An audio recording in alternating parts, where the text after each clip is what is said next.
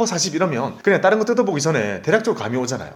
아, 이거 이게 한 40배가 시총이구나. 그 퍼라는 게 절대적인 건 아니지만 정말 대략적인 감을 주죠. 듀레이션이 그런 역할을 하는 겁니다. 채권에서는요. 박보미 TV. 박보미 TV.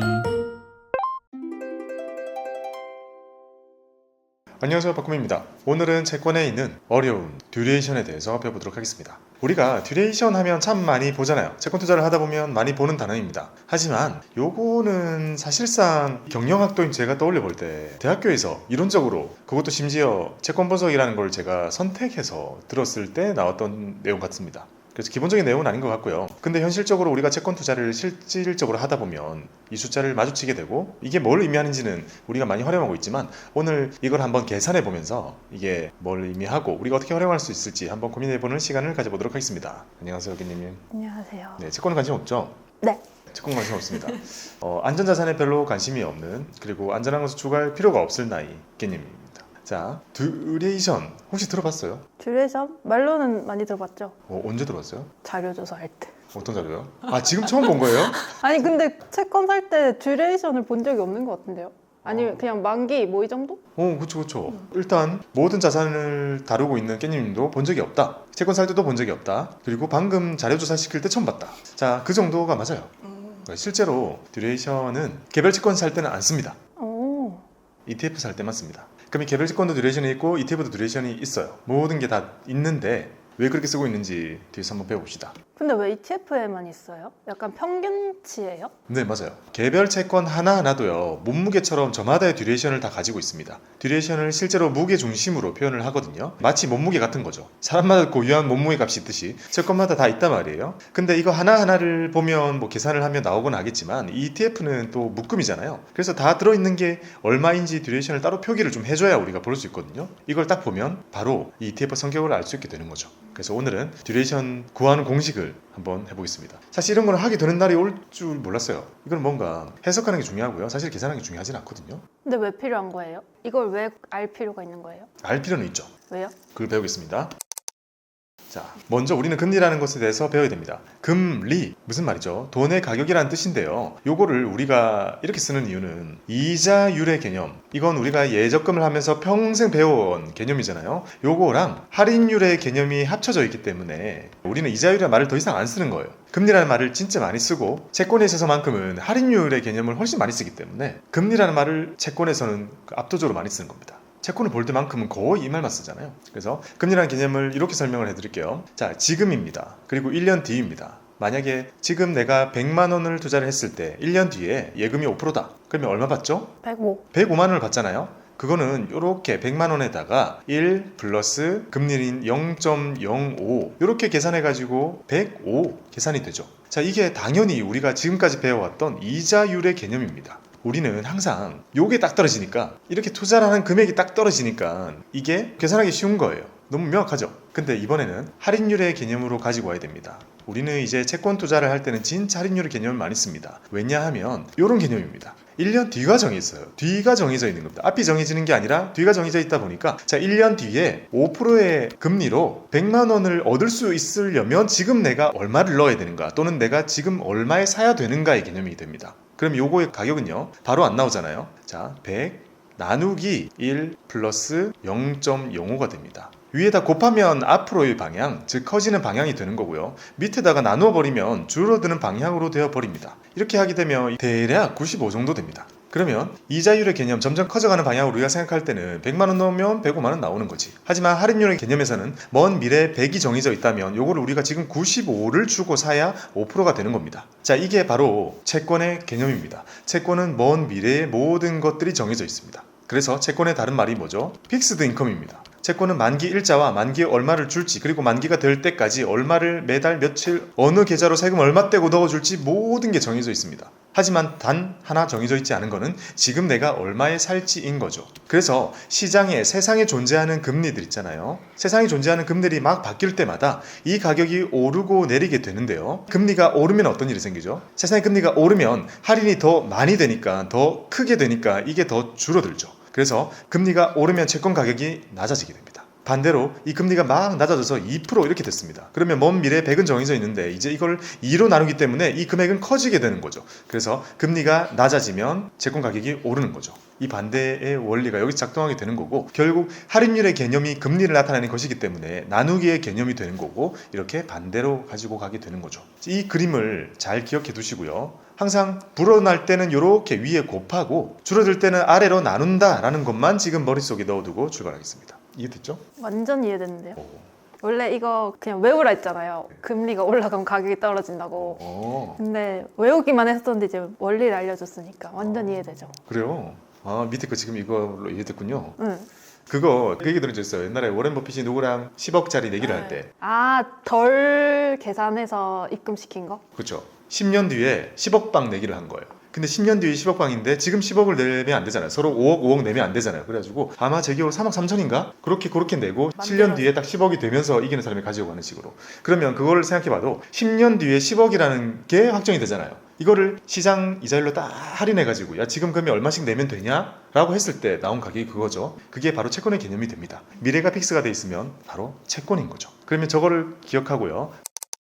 자, 듀레이션을 우리 채권 투자자, 그러니까 우리 같은 사람들이요, 어떻게 쓰냐면 딱 두 가지의 용도로 쓰게 됩니다. 자, 첫 번째는 이겁니다. 대략적인 만기의 개념입니다. 자, 우리가 은행 예금을 하는데 만약에 만기 10년짜리 예금이 있다고 해볼게요. 금리 20%예요.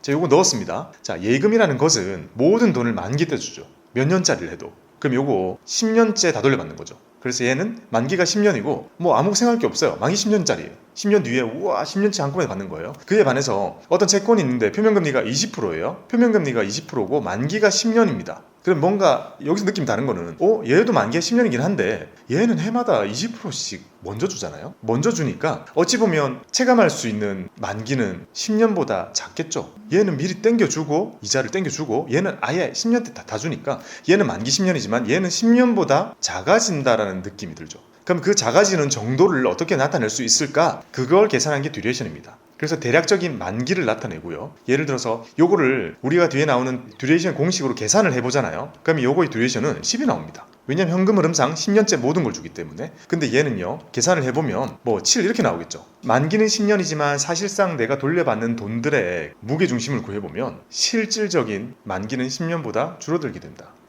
라는 계산이 나오게 됩니다. 이거 그러면 계산하는 그 과정을 보면은 줄어드는 게 와닿아요? 지금 하나도 안 와닿는데. 와닿지 않을 수도 있어요. 아, 진짜요? 근데 해봐야죠. 그 말고 다른 설명할 수 있는 방법은 사실 없는 것 같아요. 그러면 자, 요 느낌으로 그대로 제가 이렇게 한번 설명해 드려 볼게요. 자, 제가 지금 채권을 하나 보고 있어요. 자, 네. 국채 30년물짜리 채권입니다. 근데 요거의 듀레이션은 27입니다. 약간 느낌이 와요? 이자 좀 땡겨주나 보네? 아, 이자가 쿠폰이 있나 보네? 근데 이번에 회사채 3년짜리를 매수하기로 했어요. 근데 그거의 듀레이션이 2.98이에요. 그럼 어떤 느낌 들어요? 표면금리 되게 낮은가 보다. 그렇게 대략적으로 알 수 있죠. 대략 만기입니다. 그러니까 돌려받는 돈이 일찍 많을수록 듀레이션이 줄어들게 돼 있어요. 이게 듀레이션을 쓰는 우리의 첫 번째 사용법입니다. 대략적인 실질적인 만기, 그걸 나타내기 위해서. 왜냐면요, 자, 지금 예금은 무조건 10이라 했잖아요. 똑같잖아요. 근데 채권은 전부 다 다르잖아요. 어떤 거는 표면 금리가 더 낮은 것도 있고 높은 것도 있고 제각각이잖아요. 그러니까 만기만 보면 다 똑같으니까 전혀 구별이 안 되는 거예요. 현금을 얼만큼 좀 땡겨주는지 모르기 때문에 듀레이션으로 많이 이제 얘기를 하게 되는 거죠. 그 계산이 이제 표면금리랑 만기가 섞이는 거예요? 네. 표면금리가 클수록 듀레이션이 더 줄어들겠죠. 만기부터 멀어지겠죠. 왜냐하면 일찍 돌려받는 돈들이 많아지니까. 그 수치를 나타내는 거예요. 결국에 나중에 우리가 10년짜리 채권들을 쭉 넣고 봐도 듀레이션이 다 다르겠죠. 잔존 만기는 10년이어도 돌려받는 이자들의 크기가 저마다 다 다르기 때문에. 그러면 듀레이션이 다 다르다? 그럼 대략적인 만기. 근데 지금 깻님이 헷갈려하는 이유는 그래도 어차피 10년 갖고 있어야 되잖아. 왜 그걸 다르다고 표현하는 거죠? 어차피 변하지 않는 거잖아. 근데 듀레이션을 쓰는 이유는 바로 듀레이션의 두 번째 활용법 때문입니다. 자, 첫 번째는 대략적인 만기를 나타내기 위해서라고 했잖아요. 여기서 우리가 알 수 있는 건 듀레이션이 많이 짧아지면 이자를 많이 땡겨주나 보다 정도만 이해하면 된다 했잖아요. 네. 두 번째 활용법은요, 금리에 대한 민감도를 나타냅니다. 그리고 그거는 정확히 듀레이션의 배수만큼. 지금 아래 그림을 보면요, 최근에 있었던 일입니다. 시장의 금리가 쑥 올라갔더니 채권의 가격은 반비례하니까 꺼지잖아요. 근데 단기 채권은 거의 안 꺼지고 중기 채권은 중간 정도 꺼지고 장기 채권은 이만큼 꺼졌습니다. 장기 채권 같은 경우에는 진짜 반토막이 났을 정도로 반토막 났어요. 진짜요? 네, 채권 반토막 났어요. 30년짜리 채권 이런 거 열어보면 막 마이너스 40몇 프로 이런 거 많이 나왔어요. 2021년도죠. 2021년도에 금리를 쑥 올려가지고 채권 가격이 쑥 이렇게 된 게 지금 위의 상황입니다. 이거를 1년 동안 올려버렸기 때문에 그 무엇도 버텨내지 못하고 우와 하면서 무너졌습니다. 지금 이게 now입니다. 지금 위의 상황이잖아요. 그럼 사람들이 지금 기대하는 건 뭐예요? 금리가 떨어지면 가격이 올라갈 것이다. 그렇죠. 이거 이제 제자리로 오겠다라는 거잖아요. 이게 제자리로 오면 어떤 일이 생기나요? 단기 채권은 조금 오르고, 중기 채권은 중간 정도 오르고, 장기 채권은 이만큼 오를 거 아니에요. 그 완전 박살났던 만큼이 되돌아갈 거다라고 생각하는 거잖아요. 그래서 장기 채권을 많이 사는 거예요, 사람들이. 자, 이거는 안정적인 이자를 얻기 위한 투자가 아니에요. 그거는 이겁니다. 안정적인 이자를 얻으려면 3년에서 5년짜리 채권을 사야 돼요. 자, 요거는 10년에서 30년 이런 걸 말하는 건데, 요거는 철저하게 이 금리의 움직임에 대한 금리 투자입니다. 채권 투자가 아니에요. 금리 투자입니다. 베팅. 그렇게까지 얘기해도 되죠. 저 정도면. 왜냐하면 금리를 맞출 수 없는 건데 맞추겠다고 투자하는 거랑 더니까 베팅이라는 말을 쓰는 것도 어울리는 것입니다. 그래서 그거는 금리 투자, 방향성 투자 이렇게 부를 수 있는 건데, 자, 그러면 제가 과거에 이렇게 얘기한 적이 있었을 거예요. 시장의 금리가 1% 떨어지면 1년짜리 채권은 1% 오르고 3년짜리 채권은 3% 오르고 10년짜리 채권은 10% 오른다고 했죠. 이런 얘기한 적이 있습니다. 만기의 배수만큼 오른다고 했잖아요. 정확히 얘기하면 이건 틀린 얘기예요. 듀레이션 배수만큼 올라요? 네. 듀레이션만큼 움직입니다. 아, 약간 심리라서? 아니요, 정확한 수치입니다. 아, 진짜? 네. 실제로 듀레이션을 쓰는 거는요, 원래 태어난 것 자체가 시장 금리의 변화에 따라서 채권들이 움직이는 정도를 나타내기 위해서 찾아낸 게 듀레이션입니다. 맥컬리라는 사람이 찾아내서 맥컬리 듀레이션이라고도 쓰고요. 10년짜리는 10%가 아니죠. 어떻게 해야 되냐면 뭐 한 9.5 되겠죠. 왜냐? 10년짜리 채권의 듀레이션은 만기만큼 실제로는 움직이는 게 아닙니다. 실제로는 듀레이션만큼 움직이게 돼요. 그러면 1년짜리 채권은 사실상 똑같기 때문에 듀레이션이 거의 비슷하기 때문에 차이가 없고, 3년짜리는 2몇 움직이겠죠. 위로. 10년짜리는 한 9몇 움직이겠죠. 듀레이션만큼입니다. 그래서 우리가 쓰는 듀레이션의 두 번째 사용 목적은요, 금리에 대한 민감도를 알아내기 위해서입니다. 많은 사람들이 시장의 금리가 이게 떨어질 거라고 생각을 많이 했어요. 그리고 장기채를 사기 시작했어요. 지금은 금리가 되게 높이 올라가 있잖아요. 그러니까 이걸 내릴 수 있는 이 여지도 룸이 크다고 생각하는 거예요, 사람들이. 만약에 여기가 2%가 되면 어떤 일이 생겨요? 여기가 18%가 됩니다. 2배가 다시 돼요. 듀레이션의 2배만큼 올라가게 됩니다. 만약에 3%가 떨어진다. 이론적으로는 가능하죠. 왜냐하면 낮출 수 있는 금리가 존재하잖아요. 3% 떨어지면 어떤 일이 생겨요? 27%. 27%만큼 올라가게 됩니다. 그래서 사람들이 장기채를 사기 시작했는데 문제가 뭐예요? 2022년에도 올랐고요. 2023년에도 떨어지지 않았어요. 지금은 어떻죠? 2024년이잖아요. 조금씩 시장의 기대가 반영이 되고 있는데, 지금 적어도 3월 달에 볼 때는 올해 한 5월, 6월쯤을 시작으로 3회 정도 금리를 낮출 거 정도는 시장에 반영되어 있어요. 그래서 이미 채권의 가격이 약간 올라 있어요. 자, 아무튼 거기까지 놓고 봅시다. 우리는 시장의 금리가 떨어질 것을 기다리고 있어요. 이 기준금리하고 다른 얘기예요. 기준금리가 떨어지면 시장의 금리도 떨어질 것이고, 반응해서 떨어질 것이고, 또는 먼저 떨어질 겁니다. 그런 장기 채권의 금리를 우리는 시장의 금리 표준으로 보게 되는데, 아무튼 시장의 금리가 떨어지게 되면 이 듀레이션만큼 올라가는 것, 즉 우리는 듀레이션을 모르면 나중에 어떤 생각을 하게 되냐면, 뭐야 10년짜리인데 10% 안 올랐는데? 원래 그런 거예요. 3년짜리 채권 샀는데 그러면 딱 3배만큼 안 올랐는데? 듀레이션 때문입니다. 그래서 알아야 되는 거기도 하고, 그 다음에 어떤 상품을 고를 때 듀레이션 적힌 거를 이제 보고, 아, 금리 민감도구나 라고 우리가 알기 위해서도 필요한 내용입니다. 이제 이해됐어요? 아, 일단 왜 그렇게 계산되는지 궁금해요. 과정이. 과정요? 신기하죠, 그냥. 응. 듀레이션이라는 게 구하기 그렇게 복잡한 건 아니거든요. 그럼 뚝뚝뚝뚝 구했는데 이게 금리의 민감도와 거의 다 일치하게 되는. 그니까. 그래서 과학적이다 뭐 이런 말 하는 거예요? 네. 채권은 매우 과학적이고요. 실제로 이 듀레이션이라는 수치 자체도 불안전하기 때문에 여기에 모디파이드 해가지고 듀레이션 쓰고, 거기다 금리의 움직임의 변동에 따라서 듀레이션이 영향을 받는 것도 또 달라요. 그런 것까지 다 적용해서 실제로 써요. 그렇게 다 과학적으로 돌아가는 시장에 우리가 있기 때문에 우리가 계산할 일은 없지만 적어도 이 큰 시장은 과학적으로 움직이는 거죠. 그래서 채권 투자는 억울할 게 없습니다. 주식 봐봐요. 이게 하나도 안 되잖아요. 이거 왜 오르는 거야? 왜 떨어지는 거야? 이건 또 왜 비싼 게 더 비싸지는 거지? 채권은 그런 게 없습니다. 그런 숫자를 맥컬리가 잘 찾아내가지고 만들어준 덕분에, 공식도 쉬운데 너무나 이렇게 우리가 쓰기 용이하게 만들어준 덕분에 이제 모두 다 사용을 하는 거죠. 근해 공식과 같은 개념입니다. 만약에 근해 공식 외우라 그러면 되게 쉽잖아요. 마이너스 b 플러스 마이너스 2분의 뭐 이렇게 해가지고 외웠잖아요, 우리. 외우면 쉬운데 그걸 도출해봐 이러면 한 몇 줄 나오잖아요. 그러니까 과정은 어렵고 외우는 거는 쉽고, 그게 의미하는 게 뭔지를 이해하는 게 대부분의 경우에는 훨씬 필요하다. 그래서 지금 보고 다시는 안 봐도 되는 듀레이션 계산법을 한번 보여드리겠습니다. 듀레이션 계산하기 제가 억지로 만들었습니다. 1단계, 2단계, 3단계, 4단계입니다. 1단계는 현금 흐름을 체크를 해요. 이거 오늘 분명히 많은 분들이 해보실 거예요. 본인이 가지고 계신 채권으로. 고등학교 생각도 막 나고 그래요. 야, 이걸 손으로 계산을 했던 적이 있었지 하면서. 자, 현금 흐름을 적습니다. 두 번째는 그 현금 흐름들을 현재 가치로 환산합니다. 그 다음에 현재 가치로 환산한 그 친구들을 기간별로 가중 평균을 합니다. 기간이 긴 거는 더 가중을 주고 기간이 짧은 거는 가볍게 줘서 그걸 다시 평균치를 냅니다. 사실 이 단계가 약간 재무적인 부분이라 이해가 잠깐 안 될 수 있는 거죠. 그리고 마지막으로 만기라는 수치를 만들어냅니다. 듀레이션이라는 걸 뽑아내게 되고요. 그래서 듀레이션을요, 진짜 과학적으로 한 문장으로 표현하면요, 현금 흐름의 현재 가치를 가중 평균한 만기입니다. 완벽한 표현이에요. 누군가 물어보면 일단 외우라고 했죠. 듀레이션이 뭐냐면 현금 흐름을 현재 가치로 가중 평균한 만기입니다. 그러면 이제 교수님한테 박수를 받을 수 있어요. 대단한 친구구만.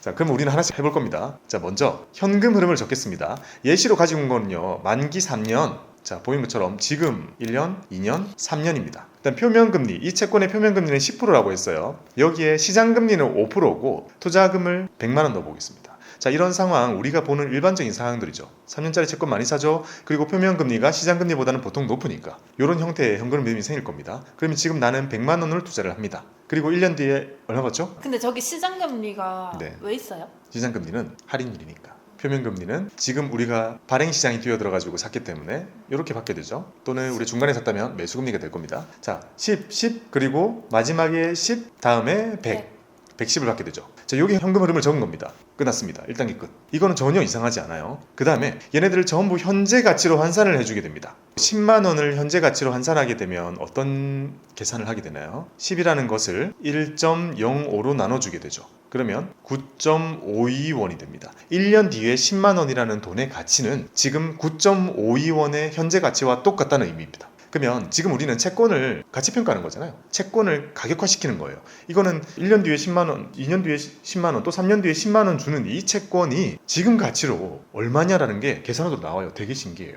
자, 기업을 밸류에이션하는 거 되게 비슷합니다. 만약에 내가 이 채권을 지금 사자마자 바로 돈이 필요해. 누군가한테 팔아야 돼요. 그러니까 옆에 있는 친구한테 야, 이 채권 살래? 내가 100만 원 주고 샀는데 이거 나만 살 수 있는 채권이었던 거예요. 이거는 1년 뒤에 10만 원 주고 2년 뒤에 10만 원 주고 3년 뒤에 10만 원 주고 원금 100만 원을 돌려주는 그런 현금 흐름을 가진 채권이야. 이거 얼마에 사갈래? 라고 물었을 때 저렇게 계산하면 된다. 네. 그래서 채권의 밸류에이션 개념입니다. 그러면 지금 미래에 있는 10만 원을 현재 가치로 환산한 거예요. 우리 아까 앞에서 배웠던 것처럼. 그 다음에 요거는요. 더 떨어지겠네요. 더 떨어지죠. 2년 뒤에 10만 원은 우리가 어떻게 계산해야 되냐면 자, 10만 원을 1.05로 나누고 한 번 더. 한 번 더 나누죠. 1.05로 한 번 더 나눕니다. 이렇게 표현하면 좋겠죠. 1.05로 두 번 나눠줍니다. 그러면 현재 가치로 나오게 되는데요. 이게 9.07원입니다. 지금의 9.07원은 2년 뒤에 10만 원이랑 똑같은 가치를 가지고 있는 거죠. 그 다음에 세 번째는 110만 원이라는 현금 흐름이 있죠. 자, 이거를 가지고 와야 돼요. 이번에는 똑같이 1.05를 세 번 나눠주게 됩니다. 3년 뒤에 110만 원이라는 친구는 지금의 가치로 95.02원의 가치를 가지고 있어요.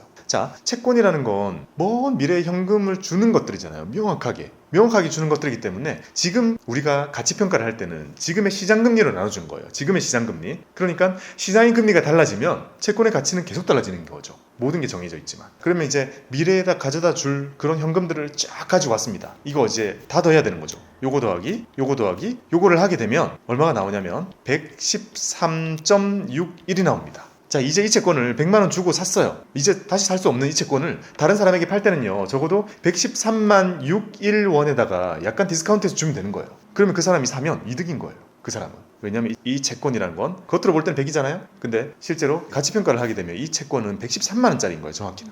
자, 이게 채권의 가격을 우리가 현재 가치로 환산했습니다. 현재 가치 뽑은 거죠. 이겁니다. 현재 가치. 자, 여기까지만 보면 우리가 일반적으로 투자를 할 때 겪는 많은 것들이랑 일맥상통합니다. 주식도 결국에는요, 먼 미래에 벌어올 예정인 이익들을 합쳐가지고 평가를 한단 말이에요. 그래서 성장주가 금리가 오르면 가치가 폭락하는 거죠. 왜냐하면 할인율이 높아지니까. 야, 이거 내년에 점유율 커지는 거는 모두 동의했고 그 벌어다 줄 돈들도 어느 정도 정해져 있잖아요. 그거를 할인하는 할인율이 커져버리니까 폭락하는 거죠. 그래서 금리가 오르는 시기에는 주식도 폭락하는 거죠. 모두 할인율의 개념입니다. 주식은 근데 명확하지 않은 이익을 할인하는 개념이잖아요. 근데 채권은 명확한 현금 흐름을 할인합니다. 이자가 정해져 있으니까. 네. 달라지는 것은 여기 있는 시장금리라는 것밖에 없고 당시 매수했을 때의 시장금리죠. 네. 그러면 만약에 이 채권을 누군가가 113만 6천을 주고 샀어요. 근데 시장의 금리가 내년에 엄청 오르면 어떤 일이 생겨요? 채권 가격이 떨어지겠죠. 폭락합니다. 113만 원 아니라 뚝 떨어지게 되죠. 그러면 이제 그 친구는 그 시기에 나 이거 팔아야겠다 가보면 헐값이 돼 있는 거죠. 지금입니다. 지금처럼. 왜냐? 어차피 모두 정해져 있는 현금 흐름들을 평가하는 이 5%라는 나눠주는 친구가 10으로 돼 있으면 이 값은 완전히 폭락하게 되는 거죠. 지금입니다. 채권 이미 다 발행돼 있고 다 태어나 있고 모두 다 샀잖아요. 근데 세상에 존재하는 기준금리 바바박 올리면서 채권이 폭삭 주저앉는 겁니다. 그게 최근에 2년 동안 겪었던 변화입니다. 근데 제가 엊그제 채권 인터뷰하면서 그렇게 물어보시더라고요. 그러면 이렇게 봤을 때 고금리라는 게 채권에 되게 안 좋은 거냐 좋은 거냐? 고금리는 채권에 좋은 거예요 안 좋은 거예요? 완전 좋죠. 그때 사는 사람한테는. 그렇죠. 그게 단서 조항이 필요한 거죠. 어. 지금 사는 사람한테는 너무 좋은 거예요. 하지만 조금이라도 먼저 가지고 있던 사람한테는 최악의 자산이었던 거죠. 아 진짜요? 그렇게 물어봤다고요? 왜냐면 금리가 올라가지고 모든 게 망했는데 왜 채권하기 좋은 시기냐라고 물으시는 거예요. 이자를 많이 주니까. 이제 사면 이자를 많이 주고 옛날에 샀던 거는 이자를 작게 주는 채권들이니까 값이 폭락한 거죠. 자, 이제 현재 가치로 환산을 했습니다. 100만 원을 주고 산 이 채권은 113만 원짜리 채권으로 우리가 계산을 했습니다. 그 다음에는요, 가중 평균을 해야 됩니다. 이게 이제 제일 어려운 부분인데요. 9.5이라는 건 기간을 가중해 줄 거예요. 지금의 현재 가치로 환산해 준 이 친구들은요, 실제로는 더 긴 기간이 필요한 것들이잖아요. 그래서 각 수치에다가 기간을 곱해줍니다. 자, 맨 처음에 9.5이라는 친구는 1년 뒤니까 1을 곱해주고, 그 다음에 9.07이라는 친구는 기간을 가중해줘야 되니까 기간 2년 뒤니까 2를 곱해주고, 세 번째 있는 95.02는 3년 뒤에 있을 일이기 때문에 기간을 3년을 가중해줍니다. 현재화시킨 현금 흐름에다가 기간을 가중해주는 거죠. 왜냐? 우리는 결국 기간이 가중된 만기가 필요하기 때문에. 자, 여기서는 전혀 이해할 수 없어요. 기간을 다 가정해줬잖아요. 자, 이거를 이제 현재 가치인 113.61로 나눕니다. 여기서부터 그냥 외워요. 기간을 가정해줬잖아요. 가중평균 한 거를 이제 마지막 단계에 이걸로 나눠주면 만기가 나오거든요. 이게 2.57이 나옵니다. 이게 듀레이션이자 2.57년이라고 생각해도 되는 실질적인 만기입니다. 3년이었잖아요. 3년인데 10만원 땡겨주는 것 때문에 이 채권은 2.57년 정도의 실질적인 만기를 가지고 있는 채권이라고 표현할 수 있고, 그럼 시장의 금리가 만약에 1% 오르게 되면, 아까 여기 5% 표현했잖아요. 자, 이게 만약에 6%가 되면 어떤 일이 생기겠어요? 이 채권의 자체 가격 113만 원이었잖아요. 이게 2.57% 하락합니다. 시장의 금리가 1% 올랐잖아요. 이제 복잡하게 계산할 필요가 없는 거예요. 자, 시장금리 1%이면 이 채권은 어떻게 돼요? 현재 가치 여기 있잖아요. 여기서 2.57% 하락합니다. 쉽죠, 이제. 그렇게 계산 바로 해버리면 되고 그 민감도를 바로 알 수 있게 되는 거죠. 듀레이션을 만들어준 게 되게 고마운 이유는요, 우리가 궁금한 거는, 자, 금리가 내려갔을 때라고 해보겠습니다. 지금의 시장이 5%일 때 이 가격이라고 우리가 계산을 해냈잖아요. 자, 여기서 다시 한번 진짜 우리가 바라던 대로 금리가 2% 내려갔어요. 3%는 내려갔습니다. 그러면 여기 있는 수치를 모두 2로 바꿔서 다 계산하면 되죠. 2로 다 계산하면 어떤 수치가 나올 거 아니에요. 그러면 이 가격이 이 가격으로 갑니다라고 얘기하면 되겠죠. 근데 그 계산을 안 해도 되게 해준다고요. 왜냐? 시장의 금리는 지금 마이너스 3%만큼 떨어졌잖아요. 그러면 이거 곱하면 돼요. 여기다가 3을 곱하면 돼요. 한 7점 몇 되잖아요. 그러면 7점 몇 프로 오릅니다, 가격. 듀레이션의 요 금리 변동의 배수를 곱하면 바로 채권 가격의 변동을 바로 알 수 있게 되는 겁니다. 자, 지금은 제가 이렇게 3년으로 끊었잖아요. 근데 실제로 우리가 바라보는 그런 국채들은 20년, 30년 많잖아요. 근데 그거를 요 현금 흐름 할인해줘가지고 더하는 이거를 매번 해줄 필요 없이 듀레이션 한 번만 나와 있으면 금리가 바뀌는 정도에 따라서 이 채권 가격이 어떻게 바뀌는지는 이 듀레이션에다가 곱하기 그 퍼센트 하면 나옵니다. 근데 개별 채권에는 듀레이션을 개인이 다 계산해야 돼요? 네, 아무도 안 샀기 때문에 계산을 해줘가지고 띄워주는 것은 없습니다. 그럼 ETF만 계산해 주는 거네요? ETF는 너무 많은 게 섞여있기 때문에 듀레이션 자체를 평균적으로 내놓지 않으면 이 만기에 대한 민감도를 우리가 전혀 파악할 수 없기 때문에 그렇게 적어주는 거고요. 개별 채권은 듀레이션을 사실 안 쓰는 게 우리가 현금 흐름이 명확히 보이니까 그거 보고 대부분은 그냥 감을 갈 수 있는 거죠. 이해됐나요? 그럼 얘는 그냥 진짜 ETF를 위한 녀석이네요? 실제로 그건 채권 아니에요? 트레이더들은 모든 채권을 훨씬 더 깊이 진보된 그 듀레이션을 사용해가지고 그걸로 트레이딩을 합니다. 채권 트레이딩에는 수많은 전략들이 존재하는데요. 근데 우리 개인 투자자들은 일반적으로 금리 플레이를 하지는 않잖아요. 지금이 특이한 거지, 대부분의 경우에는 중기채를 사가지고 만기 보유, 장기채는 아마 앞으로 다시 안 살 수도 있어요. 지금 같은 때니까 사는 거고요. 그러니까 만기를 명확하게 현금으로 믿고 만기 3년 딱 가지고 갈 채권에 대해서 우리가 듀레이션 계산할 필요가 없는 거죠, 사실. 하지만 이제 국채 위주로 다루고 정말 큰 거래를 많이 하면서 수익을 내야 하는 그런 채권 트레이더들은 듀레이션이 정말 핵심적인 지표입니다. 이해됐나요? 이해는 됐어요. 그러면 예시로 이렇게 볼게요. 아까 5%짜리 시장의 금리가 2% 내려갔다면 지금 마이너스 3%잖아요. 그러면 계산을 해볼게요. 지금 이 채권은 2.57이라는 듀레이션에다가 마이너스 3%만큼이잖아요. 7.71%만큼 가격이 오릅니다. 그러면 113.61이라는 친구가 7.7% 오른다 했잖아요. 지금 이게 122원 정도가 됩니다. 바로 나오는 거죠. 이런 계산을 다 안 해도 듀레이션만 가지고. 그럼 만약에 아까 깻님한테 채권을 사갔던 그 친구 113만 원 주고 사갔을 거 아니에요. 근데 시장의 금리가 갑자기 2%가 됐어요. 오? 시장의 금리가 하락했네? 채권 가격이 올랐겠네? 이걸 가지고 시장에 가봤더니 122원으로 사람들이 거래를 하고 있는 거죠. 더 이득. 예, 이때 채권의 매매 차익이 생기는 겁니다. 비과세입니다. 이게 우리가 지금 하고 있는 채권 플레이의 기본 공식입니다. 근데 그게 올라간 정도는 지금 7.7%만큼 올라갔다 했잖아요. 그게 듀레이션의 배수만큼. 그럼 지금 장기 국채를 사는 이유가 차익을 조금 더 많이 먹기 위해서? 금리 변동에 따라서 듀레이션만큼 배수로 오르는 채권 가격의 상승을 가지고 가기 위해서. 이제 알겠죠? 듀레이션이란 건 시장 금리의 변동에 따른 채권 가격의 변동 정도를 매번 계산하지 않도록 해주는, 단순히 곱하면 대충 그냥 두들기면 얼추 맞게 만드는 그런 고마운 수치입니다. 그래서 맥컬리님은 되게 존경받는 사람인 거죠. 우리가 주식 투자할 때 기본적으로 퍼 하잖아요. 퍼 40 이러면 그냥 다른 거 뜯어보기 전에 대략적으로 감이 오잖아요. 아, 이거 이게 한 40배가 시총이구나. 그 퍼라는 게 절대적인 건 아니지만 정말 대략적인 감을 주죠. 듀레이션이 그런 역할을 하는 겁니다. 채권에서는요.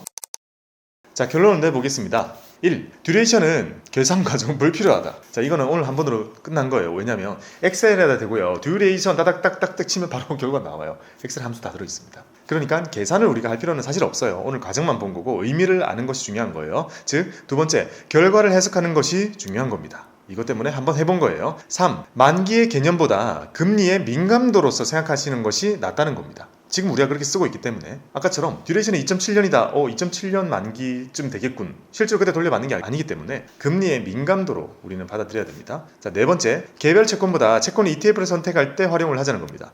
앞으로도 우리가 개별 채권을 살 때보다는요, 채권 ETF를 볼 때 듀레이션 글자를 훨씬 많이 보게 됩니다. 우리의 투자에 있어서는요, 그때 잘 활용하실 수 있을 겁니다. 다섯 번째, 금리는 아무도 모른다는 겁니다. 자, 이 말은 여러 번 드리고 있어요. 금리가 떨어져야 채권 차익이 난다 했잖아요. 근데 저는 그런 생각도 해봤어요. 금리는 아무도 모르잖아요. 근데 지금은 우리가 웨이팅 할 수 있죠. 우리가 맛집 가가지고, 예를 들면 성수동에 맛집이 여러 개가 있어요. 웨이팅 길어요. 제가 대성갈비를 가면 그냥 집에 가라고 하거든요. 6시에 줄을 서잖아요. 그냥 가라고요. 왜 그러냐면 어차피 못 먹는데요. 아, 진짜? 그래서 집에 갔단 말이에요. 자, 그런 경우에 웨이팅 해요, 안 해요? 안 해요. 안 하죠. 근데 소문난 감자탕 갔어요. 거기는 줄이 건물을 감싸고 있어요, 거의. 거기 맨 뒤에 서잖아요. 가라 소리 안 해요. 왜냐면 기다리면 먹을 수 있으니까. 언젠가는 먹을 수 있거든요. 자, 그거의 차이입니다. 자, 우리가 장기채라는 것을 바라볼 때요. 자, 지금 국채 장기채를 샀을 때 3.2, 3.4 정도의 쿠폰 금리를 얻는단 말이에요. 자, 요거를 매년 얻으면서, 그리고 금리가 내려가게 되면 차익이 생기는 구조예요. 그러니까 최악은 3.1을 계속 받는 거예요. 근데 저는 저 최악이 괜찮다고 생각해가지고 이제는 장기채를 살만하다 라는 얘기를 적극적으로 드리는 거죠. 왜냐하면 소문난 감자탕이 서 있는 느낌인 거예요. 언젠가는 먹을 수 있어요. 그리고 기다리는 동안에도 뭔가 조금씩 줘. 이렇게. 아예 웨이팅조차 할 기회가 없는 투자가 아니란 말이에요. 채권의 장점은 그거죠. 결국에는 내려갈 거예요. 결국에는. 그러니까 해볼 만한 거죠. 하지만 금리는 아무도 모른다는 것을, 우리는 방향을 모른다는 것이 아니라 시기를 모르는 거죠. 그러니까 예를 들면 부동산 같은 경우에 빚으로 구성이 되어 있잖아요. 얘는 자산으로 구성이 되어 있잖아요. 우리의 기준으로. 그러면 빚으로 구성이 되어 있으면 저 금리를 하락하는 시기를 돈을 내면서 기다려야 돼요. 그러니까 고통이 될 수 있어요. 하지만 채권 투자자는 어때요? 자산으로 구성이 되어 있잖아요. 받으면서 기다려요. 저는 3.1을 받으면서 금리 하락을 기다린다? 할만하죠. 그러니까 괜히 지금 온라인에 비싸 있는 주식들 요새 많거든요. 그런 거 사시지 마시고 채권 많이 담아주세요. 그리고 장기채도 굳이 막 레버리지나 30년 이런 거 사지 마시고, 그것도 기회가 되면 소개해드리겠지만 그런 거 마시고 그냥 일반적으로 무난한 10년짜리 그런 거는 저는 괜찮다고 생각합니다. 근데 30년짜리는 왜요? 왜 비추해요? 어차피 떨어지는데. 그렇게 하면 할 말이 없긴 한데요. 근데 비추하는 이유. 사람마다 견딜 수 있는 정도가 다른데, 예를 들어서 30년짜리 국채의 듀레이션이 25가 나왔다. 그리고 10년짜리 듀레이션이 8이 나왔다 라고 했을 때 금리가요, 지금 만약에 2% 올랐어요. 오를 수 있어요. 그럼 얘는 어떻게 돼요? 마이너스 16%예요. 마이너스 50%예요. 그리고 심지어 여기 레버리지까지 쓰거나 막 써 있으면 이거 장난 아니거든요. 채권도 레버리지 쓸 수 있어요? 네. ETF 같은 걸로? 네. 아, ETF 레버리지 많습니다. 자, 이거를 버틸 수 있느냐? 버틸 수 있으면 해도 되겠죠, 당연히. 그래서 저는 이제 범용성을 중요하게 생각하는 사람이기 때문에 10년 이렇게 말씀드렸습니다. 그렇죠. 요즘에는 그런 말씀 많이 드리잖아요. 만나는 사람마다 형 나 B 주식 살까 물어보면 그냥 그 사지 말고 그 물리면 괜히 그 돌아오지 않는 가격에 나중에 슬플 수 있잖아요. 장기 채권 담아두는 거 좋습니다. 많이 가지고 있잖아요. 오늘 근데 좀 이런 거 처음 배웠죠. 생각도 안 해봤죠. 금리가 떨어지면 채권 가격이 오르겠지, 막연하게 기다려보자, 이런 마음이었던 거죠. 그쵸. 대부분 그래요. 아니면 3년짜리 회사채 그냥 이자 받자. 그렇죠. 그거 제가 항상 강조하는 거니까. 그런데 지금은 두 개 다 너무 좋습니다. 우리 회사채 찾아봐도 5%짜리 6%짜리 늘렸기 때문에 지금도 마음껏 즐기시고요. 근데 회사채는 지금 만기 길어봤자 3년이잖아요. 회사채 5% 6%예요? 왜 이렇게 떨어진 것 같지? 떨어졌어. 깻님 때 할 때보다는 훨씬 떨어졌죠. 깻님이 참고로 채권 살 때는 한국전력이 표면금리가 6%였습니다. 그때. 그런 거 다시 안 와요 이제. 자, 그러니까 역사적으로 볼 때도요, 금리가 떨어지는 시기에는 채권이 플러스 날 거 아니에요. 근데 금리가 이렇게 올랐던 적이 없었습니다. 거의 없을 거고, 아마 제 생에도 금리 자체가 어느 정도 올라가 있는 채로 쭉 사는 시대는 올지 몰라도 지금처럼 급격히 오르고 급격히 떨어지는 시기가 또 안 올 수도 있다고 생각을 진짜 하거든요. 왜냐하면 과거에 진짜 회사에 있는 많은 선배들도 이런 거 처음 봤다고 얘기하니까요. 그러니까 어찌 보면 채권이라는 것은 금리가 높아져 있을 시기에 우리가 누릴 수 있는 많은 장점이 있습니다. 장기채를 지금처럼 사보는 것도 괜찮고요. 아니면 중기채를 사는 것도 높은 고금리를 얻을 수 있잖아요. 이런 채권은 그래도 그 어떤 주식 투자들보다는 훨씬 안전하다고 말씀드릴 수 있으니까 많이 담으시기 바랍니다. 더 담으세요. 더 담아요? 진짜? 돈이 없어요 근데. 담을 돈이 없어요. 봐봐요. 지금 채권 더 담으면 좋잖아요. 근데 채권이 플러스가 후 난다는 건 금리가 떨어진다는 거죠. 금리 떨어졌을 때는 주식도 오르죠. 네. 그러니까 결국에 주식이랑 채권이랑 같이 떨어졌던 것처럼 같이 비슷하게 오를 거기 때문에 이걸 먼저 하고 이러고 옮겨 타고 이런 그림은 잘 안 나옵니다. 그러니까요. 지금 그렇게 할 돈이 없어요. 그래요. 더 열심히 해서 많이 봅시다. 자, 듀레이션을 한번 공부해봤는데요. 그래도 채권에 대한 이런 속성을 오늘 이기시는 데 도움이 되었으면 좋겠습니다. 채권 투자 진짜 많이 하셔가지고요. 계좌에 안전자산 두둑히 깔아두는 그런 투자 하시기 바랍니다. 감사합니다. 오, 내용 괜찮은데요? 내용 괜찮다고요? 그렇지 않아요? 근데 사실 듀레이션 이해 안 돼요. 그러니까 그 흐름이나 내용이나 이런 건 다 뒤에는데 어디다 쓰는 거? 그냥 진짜 가격 곱하기 추측하는 데 쓰는 게 다예요? 예를 들어 우리가 투자 회사를 가지고 있다 생각해봐요. 투자 회사예요. 주식도 담겠지만 채권 진짜 많이 갖고 있겠죠? 근데 만약에 누군가가 야 금리 1% 오르면 우리 어떻게 돼? 라고 물었어요. 아, 채권 몇백억 들어있을 거 아니에요. 이 몇백억이라는 돈의 가치가 채권도 여러 개일 거 아니에요. 종류가. 금리가 1% 오를 때 내가 갖고 있는 이 수천억의 자산이 어떻게 바뀔지를 그냥 바로 계산할 수 있어요. 듀레이션이 있으니까. 원래는 하나하나 금리가 바뀌었을 때로 다 할인해 줘야 되는 게 아니라 듀레이션에 따라서 그냥 바로 바뀌니까 바로 보고 할 수 있는 거죠. 저희가 금리가 1% 움직이게 되면 저희가 보유한 채권들의 가격은 지금 마이너스 100억 정도가 생깁니다. 뭐 이런 거를 바로바로 알 수 있는 거죠. 그러면 진짜 우리 같은 소액 투자자한테 그렇게 쓸 일은 딱히 없네요. 네. 우리는 어떻게 쓰냐면요. 민감도로 쓰죠. 민감도. 그냥 얼추 그 정도 올라갈 것이다. 네. 만기 숫자만 보면 약간 함정이 있기 때문에 그거 보고 대략적으로 감을 잡는 건데 결국에 하는 사람들은 듀레이션 높은 거 해요. 도박성이 더 짙으니까. 더 짜릿할 수 있고 더 기대 수익률도 높고 그리고 지금 미래는 어떻게 될지 모르겠지만 어쨌든 이런 방향성 투자를 할 때는 사람들이 좀 베팅을 세게 하는 편이죠. 작년에 베팅한 사람들은 진짜 고생했겠네요. 엄청 고생했죠.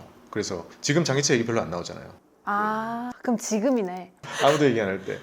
오. 근데 지금도 사는 사람들 계속 사고 있을걸요. 잔고 늘어나고 있을 겁니다. 운 좋게 작년에 많이 안 산 사람들 그런 사람들은 지금 많이 담으셨죠. 근데 작년이나 지금이나 금리는 똑같지 않아요? 기준금리는 똑같은데요. 시장금리는 바뀝니다. 이 기준금리는 정책적으로 결정하잖아요. 그 10년짜리 채권 이런 거는 가장 많이 거래가 된 채권이거든요. 미국 제10년 이런 거. 그거는 사람들의 예상에 따라서 움직여요. 아. 그래서 지금은 금리가 내려갈 거라고 반영이 다 돼 있어요. 이미 3번 정도 돼 있습니다. 그럼 진짜 내려가면 아무 일 없을 수도 있어요. 그니까. 네. 근데 반대는 뭐예요? 살짝 오르거나 유지만 돼도 난리 나겠네요. 지금 계속 그러고 있어요. 생각보다 그러니까 변동성이 계속 심한 거죠. 기준금리는 안 바뀌어도 시장금리는 계속 이렇게 멈추고 있단 말이에요. 근데 여기다 내 돈을 태워놨으니 주식처럼 오르락내리락 오르락내리락 FOMC 따라서 오르락내리락 실업률 따라서 오르락내리락 인플레 따라서 오르락내리락 계속 하는 거예요. 그러니까 이게 채권 투자의 주식화되어 있는 거예요. 근데 그러면 미국이 상황이 안 좋아져서 진짜 어쩔 수 없이 금리를 뻘뻘 내려야 되면은 그렇게 되면은 이제 좀 이득을 볼 수 있는 거예요? 맞아요. 그 맞기 때문에 이런 생기면 안 되는 일이 생겼어요. 만약에 외계인 침공했어요. 경제가 망가지겠죠. 경제를 살리는 제일 좋은 방법은 돈을 풀고 일단 금리 낮춰야 되죠.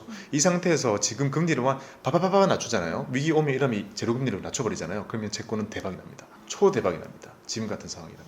그렇다고 외계인 오는 걸 기도할 수는 안 되고 그런 나쁜 사람이 있는데 그러면 안 되고 지금은 위기 후를 준비해야 되는 과정이잖아요. 위기가 왔고 위기 때문에 생긴 인플레 이게 또 하나의 채권 시장의 위기였던 거죠. 그게 제자리로 돌아가는 과정에서 정상화되는 것에 대한 투자의 개념입니다. 근데 이미 다 반영이 됐다면. 그러니까 약간 큰 일이 벌어지지 않고서는 큰 차익을 보기가 살짝 어려울 수 있겠다 싶어서 물어봤어요. 그건 맞아요. 그건 맞습니다. 그렇군. 네. 박보미 TV 박고미 TV